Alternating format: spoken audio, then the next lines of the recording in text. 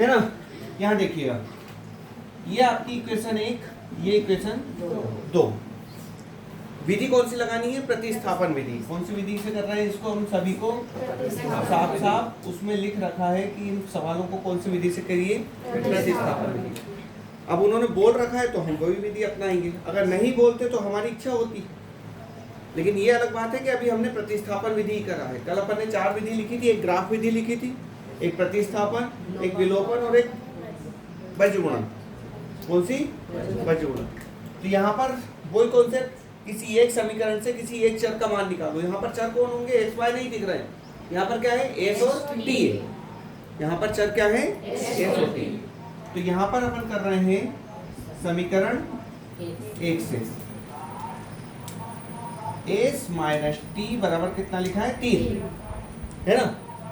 अब यहाँ एस की वैल्यू निकालो, 3 यहाँ रहने दो, माइनस टी उधर ले जाओ, प्लस टी। ये आपकी इक्वेशन कितनी हो गई? 3।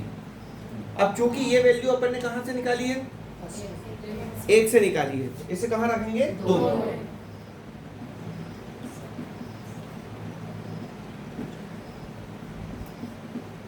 दो में रखने पर तो ये यहाँ पर एस की जगह कितना रख दें? 3 प्लस टी बटे कितना? 3 प्लस टी बटे 2 बराबर कितना? 6। अब यहाँ पर रखते समय ऐसा ध्यान रखना कि जैसे आप 3 बटे 3 प्लस टी ऐसा मत लिख देना, ये गलत तरीका हो जाएगा। इसका मान अलग होगा और इसका मान अलग होगा। पहले यहाँ पर भाग हो रहा है, फिर टी जुड़ रहा है। यहाँ पर पहले क्या हो रहा है? टी जुड़ रहा है, फिर उसके बाद भाग हो रहा है। यहाँ पहले भाग हो रहा है, उसके बाद टी जुड़ रहा है। यहाँ क्या हो रहा है? पहले टी जुड़ेगा फिर भाग होगा। मतलब यदि सवाल को हम 3 बटे 3 प्लस टी करें तो अलग आंसर रहेगा, और 3 प्लस टी बटे 3 करें तो अलग आंसर रहेगा। क्लियर है सब? चलिए, तो अब यहाँ पर वही प्रोसेस बराबर 6 बटे 1 तो चलेगा। हर किसी संख्या के बटे में 1 तो रहता है ना, तो 6 बटे 1 लिख सकते हैं। 3 और 2 का एलसीएम, एलसीएम मालूम है? जैसे 3 और 2 का लघुत्तम समापवर्तक क्या होता है? एलसीएम क्या होता है? एलसीएम एक वह छोटी से छोटी संख्या होती है जिसमें इन दी हुई संख्याओं का भाग चला जाए। एलसीएम वह छोटी से छोटी संख्या जिसमें दी हुई संख्याओं का भाग चला जाए। तो इसका देखो, एक तो वो तरीका इस तरीके से भाग देकर दे, 2 से भाग दो, 3 में तो जाएगा नहीं, है ना। फिर 3 से भाग दे दो, क्या आया? 2 गुणा 3 बराबर कितना आ गया? 6, है ना।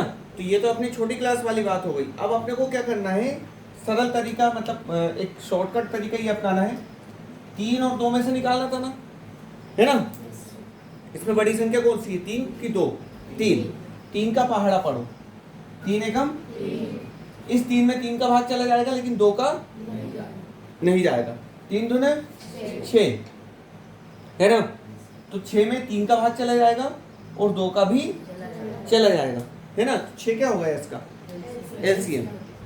6 एक छोटी से छोटी संख्या है जिसमें किसका भाग जाएगा? 3 का भी जाएगा और 2 का भी जाएगा। तो 6 एलसीएम आ गया। अब यहाँ पर भाग दो, 3 दूने 2 आया, उस 2 का यहाँ पर गुणा कर लो, है ना। 2 तिया 6 और प्लस 2 टी। 3 का भाग दिया 6 में कितनी बार गया? 2 बार। उस 2 का गुणा यहाँ करेंगे तो 2 तिया 6 और प्लस 2 टी। फिर प्लस यहाँ पर 2 का भाग दो 6 में 3 बार।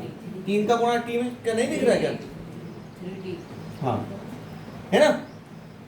चलिए, 2 टी और 3 टी कितने हो गए? और प्लस 6 तो लिखा ही है ऊपर। ये 6 कहाँ है? भाग में, इसको इधर ले जाओ गुणा में, तो कितना हो गया? आई नहीं आई बात समझ में?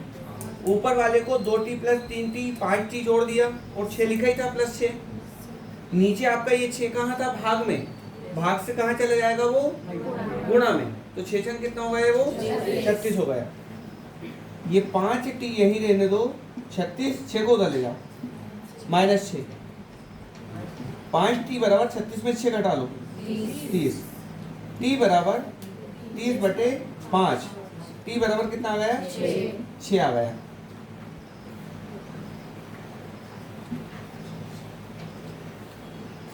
इस t बराबर 6 को कहाँ रखें? समीकरण 3 में रखने पर। तो यहाँ कितना s बराबर 3 प्लस t की वैल्यू कितनी 6, तो s बराबर हुआ 9। यहाँ पर हम क्या लाइन लिखते हैं ऐसा बॉक्स बनाकर? अतः अभिष्ट हल s बराबर 9 व t बराबर कितना 6। ये आंसर। इस आंसर को हम चेक भी कर सकते हैं। यहाँ s की वैल्यू कितनी रखे 9, यहाँ t की वैल्यू कितनी रखे 6। 9 माइनस 6 कितना हो रहा है 3, है ना? पर एक ही समीकरण में सोल्व हो रहा हो ये अभी मतलब इसको ऑथेंटिक नहीं मानेंगे। ये कहाँ पर दोनों समीकरणों को संतुष्ट, तो इसको तो संतुष्ट कर दिया। यहाँ पर रखूं s की वैल्यू कितनी 9, 9/3 का मतलब 3 प्लस t की वैल्यू 6, 6/2 मतलब 3, है ना? 6/2 का मतलब क्या हुआ 2 3 6 3। तो यहाँ पर भी 3 और यहाँ पर भी 3, 3 + 3 कितना होगा 6। मतलब हमारा आंसर सही है। बता दो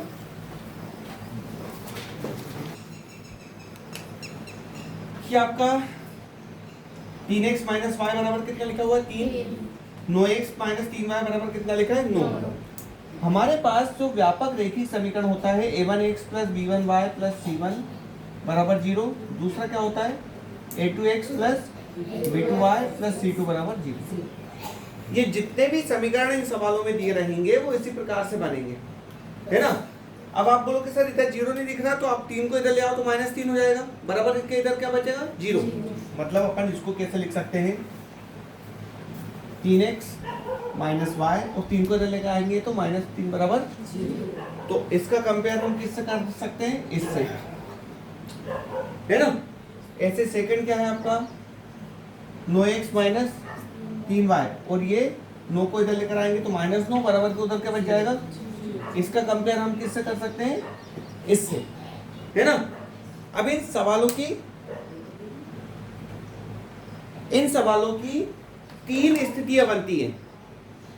एक तो बनता है एक अद्वितीय हल, एक बनता है कोई हल नहीं, और एक बनता है अनंतः अनेक हल, है ना? उसकी पहचान होती है, आगे आना है वो। लेकिन मैं थोड़ा सा बताना चाह रहा हूं आपको कि जरूरी नहीं समीकरणों के हल हमेशा निकले ही, तो वो फिर असंगत समीकरण होते हैं। कैसे समीकरण होंगे? मतलब जिसका हल ही नहीं निकलना है। यहाँ पर इस सवाल में थोड़ी सी स्थिति ऐसी बन रही है, इसलिए बता रहा हूँ मैं आपको। एक अद्वितीय हल होने की कंडीशन मतलब ये है कि जैसे हम पिछले 3 सवाल करके आए हैं, तो उसमें जो मान निकला है केवल उन्हीं के लिए वो समीकरण सत्य है। उसको हम क्या कंडीशन बोलेंगे? एक अद्वितीय हल। और फिर एक कंडीशन ऐसी हो जाती है जहां पर अनंत अनेक हल निकलते हैं। अनंत अनेक हल निकलने का मतलब ये होता है कि उन समीकरणों के हल आप बगैर रुके अनंत टाइम तक निकाल सकते हो, ठीक? और ऐसे ही जैसे हम बोल रहे हैं एक अद्वितीय हल, कोई हल नहीं और अनंत अनेक हल, तो उसमें जो हमें रेखाएं मिलती हैं एक अद्वितीय हल में हमें ऐसी प्रतिच्छेदित रेखा मिलती है। समीकरण 1 के लिए एक रेखा जाएगी ग्राफ पर, समीकरण 2 के लिए दूसरी रेखा, और वो रेखाएं किसी एक बिंदु पर प्रतिच्छेद करेगी। जिस बिंदु पर वो प्रतिच्छेद कर रही है उसका क्या हो जाएगा? वो एक अद्वितीय हल होगा। क्या होगा वो? जैसे अपन ने 9th में करे होंगे ना आपने ग्राफ, तो रेखिक समीकरण के लिए आपने अलग अलग बिंदु के लिए बिंदु मिलाकर क्या बन जाएगा? एक रेखा प्राप्त होगी वहां पर। तो समीकरण 1 के लिए भी मतलब बहुत सरल है, ऐसा कोई बहुत ज्यादा टफ नहीं है ना? अभी ये 2 प्रश्न 3 प्रश्न वाली होने के बाद अपन उसी को करेंगे, ग्राफ को करेंगे, उसमें अपनों को ग्राफ कॉपी की आवश्यकता पड़ेगी, ठीक है? तो अगर ऐसी रेखा मिलती है तो एक अद्वितीय हल। क्यों एक अद्वितीय हल? क्योंकि एक बिंदु पर प्रतिच्छेद कर रही है, एक बिंदु पर मिल रही ना। ऐसे यदि यहाँ पर रेखाएं समांतर रेखाएं मिले, समांतर रेखा का क्या मतलब होता है? समांतर रेखा का मतलब होता है कि ऐसी रेखाएं जिनका एक भी बिंदु विनिष्ट न हो, तो वो रेखाएं कैसी होती हैं? समांतर रेखाएं, है ना? तो ये कहीं पर मिल रही क्या? तो इसका कोई हल। अभी अपन ने 2 सवाल करे, उनके जो आंसर थे वो इसको भी हल कर रहा था, पहले समीकरण को भी संतुष्ट कर रहा था, दूसरे समीकरण को भी संतुष्ट कर रहा था कि नहीं कर रहा था? है ना। तो यहाँ पर ये जो बिंदु जहाँ पर कट रहा है वो बिंदु वही थे, वो हल वाले, जहाँ पर ये इस रेखा को भी संतुष्ट करता है और इसको भी संतुष्ट। यहाँ पर ये मिल रही क्या? नहीं मिल रही ना, तो इसका कोई हल नहीं होता है। और फिर तीसरी कंडीशन आती है ऐसी, मतलब एक वो दोनों रेखाएं एक दूसरे को पूरे तरीके से ढक लेती है। तो ये कितने बिंदु पर मिल रही है? अनंत। एक रेखा पर बिंदुओं की संख्या कितनी होती है? अनंत बिंदु होते हैं। किसी एक रेखा पर बिंदुओं की संख्या कितनी होती है? अनंत होती है ना। यहाँ पर ये कितने बिंदु पर मिल रहा था? एक बिंदु पर, तो इसका क्या हुआ? एक अद्वितीय हल। यहाँ पर ये मिल रही क्या? नहीं मिल रही, तो इसका कोई हल नहीं। और यहाँ पर ये कितने बिंदुओं पर मिल रही है? अनंत बिंदुओं पर, इसलिए इसके हल कैसे हो जाएंगे? अनंतः अनेक हल हो जाएंगे, है ना। इसकी पहचान यहाँ पर ऐसी होती है कि यदि a1 बटे a2 नॉट इक्वल होता है b1 बटे b2, है ना, ये इसकी पहचान है। यहाँ पर क्या होता है? a1 बटे a2 बराबर b1 बटे b2 बराबर नहीं होता है c1 बटे c2 के। क्लियर? थर्ड आता है यहाँ पर a1 बटे a2 बराबर b1 बटे b2 बराबर c1 बटे c2। और ये a1 b1 c1 और a2 b2 c2 कहाँ से लेकर आते हैं अपन? ये कंपेयर से लेकर आते हैं। यहाँ से a1 की वैल्यू 3 हो जाएगी, b1 की वैल्यू -1। यहाँ पर कुछ भी नहीं लिखा होता तो कितना मानते हैं अपन? 1 मानते हैं, तो माइनस चिन्ह लगा है, -1 हो जाएगा। c1 की वैल्यू कितनी हो गई? -3 हो गई, है ना। इधर देखो यहाँ पर a2 की वैल्यू नो, b2 की वैल्यू -3, यहाँ c2 की वैल्यू, है ना। अब यहाँ पर जैसे मान लो अपन लिखें तो ये कितना होगा? 3/9 हो जाएगा। होगा कि नहीं होगा? अरे 3/9 हो रहा है, मतलब 3 एकम 3, 3 तिया 9। ऐसे यदि यहाँ पर लिखें -1 बटे -3, है ना, इसका गुणांक, यहाँ पर b1 बटे b2 हो जाएगा। तो ये कितना हो गया? माइनस माइनस कैंसिल, ये भी कितना आ गया? 1/3।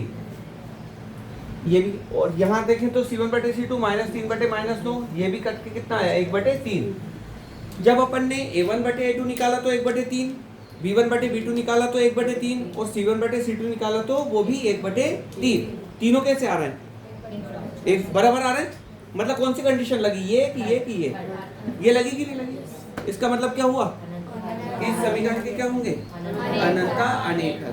तो आगे की प्रश्नावली में पहले हमें कंपेयर करके देखना है, फिर कंपेयर करके देखने के बाद यदि एक अद्वितीय हल होता है तो हमें निकालना है, अन्यथा की स्थिति में नहीं निकालना है ना। लेकिन वो अगली प्रश्नावली का बता रहा हूं मैं, ये कहाँ का? ये आगे का है। वो यहाँ पर ये कंडीशन बन रही है, इसलिए देखना। अब यहाँ पर क्या करते हैं अपन? यहाँ पर समीकरण बताओ, कौन सी विधि कर रहे हैं यहाँ पर?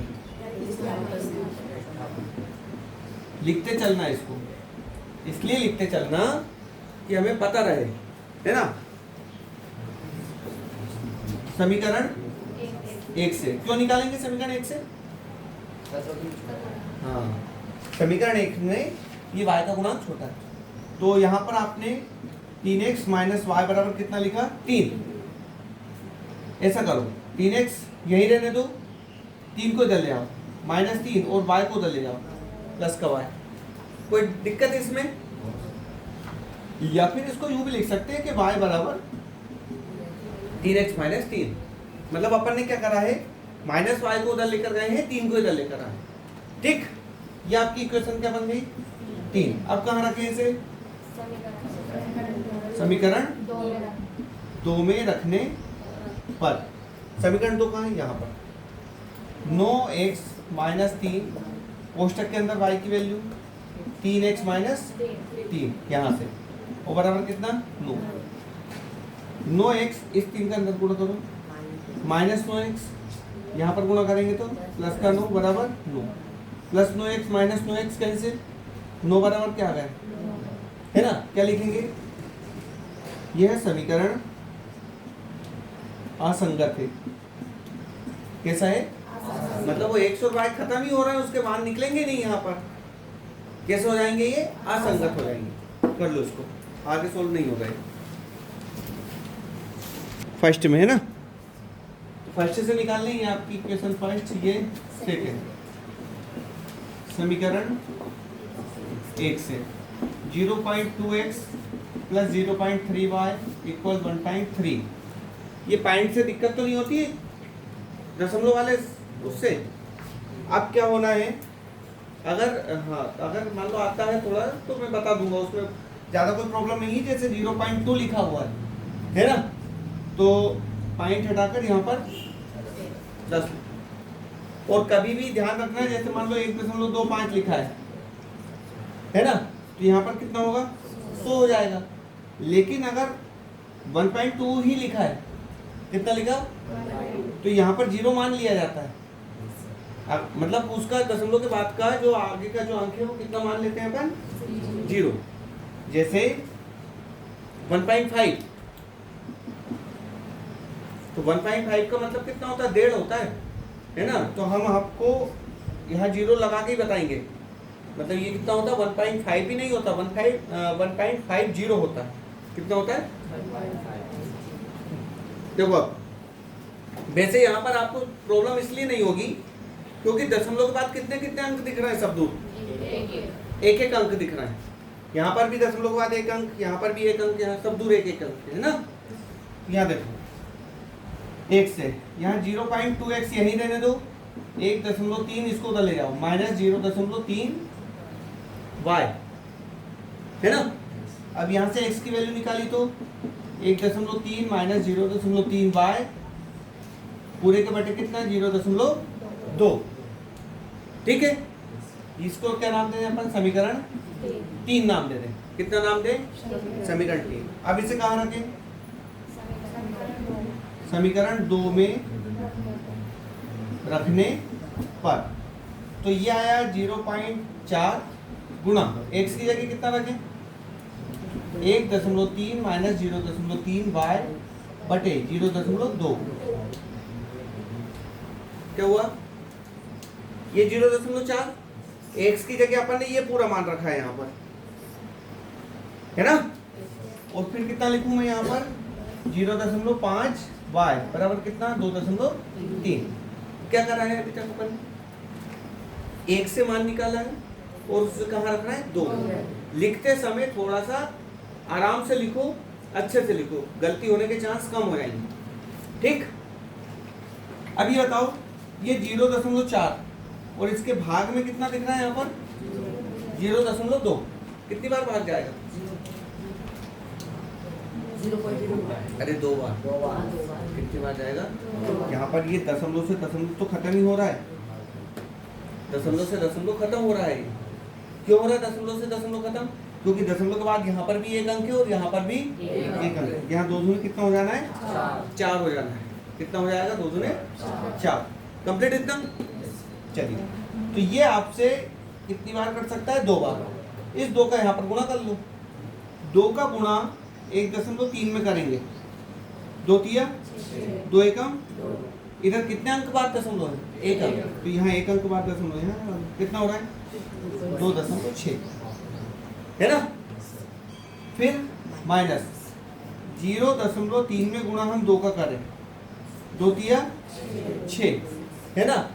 कितने अंक के बाद दशमलव है, 1 अंक इस तरफ, तो यहाँ पर 1 अंक बाद दशमलव यहाँ लगा लो, दशमलव के इधर 0 तो लगाते ही यहाँ पर, है ना। तो कितना होगा, 0.6 y और प्लस 0.5 y बराबर इधर कितना, 2.3।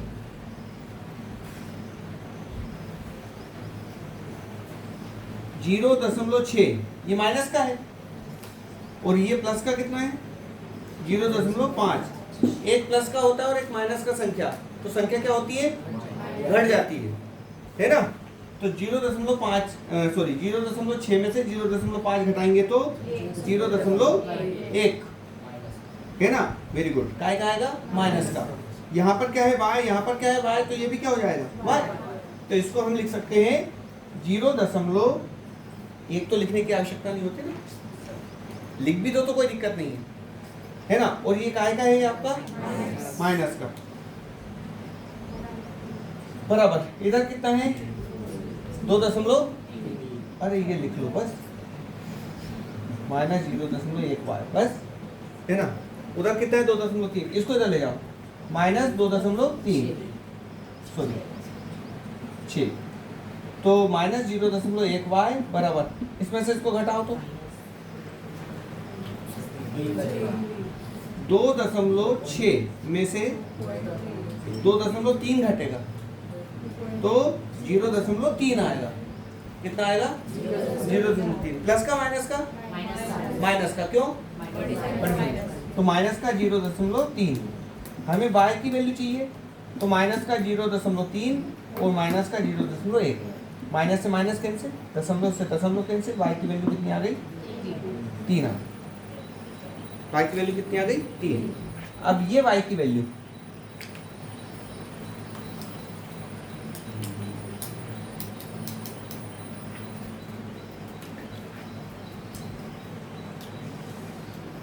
ये y की वैल्यू कहाँ रखें, समीकरण 3 में रखने पर यहाँ कितना x 1.3 माइनस 0.3 गुणा y की वैल्यू कितनी 3 बटे 0.2, x बराबर 1.3 माइनस 0.3 में यदि 3 का गुणा करेंगे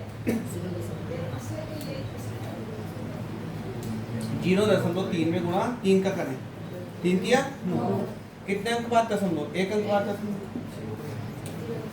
कितना हो गया 0.9 बटे कितना x बराबर, इस 1.3 में से 0.9 घटाओ,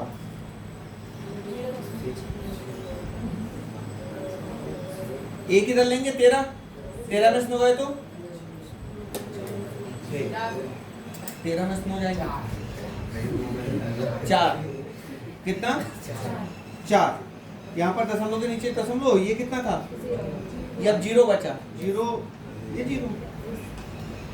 0.4 बटे 0.2, दशमलव से दशमलव कैंसिल, x बराबर क्या लाइन लिखोगे यहाँ पर, अतः अभिष्ट हल कर दो।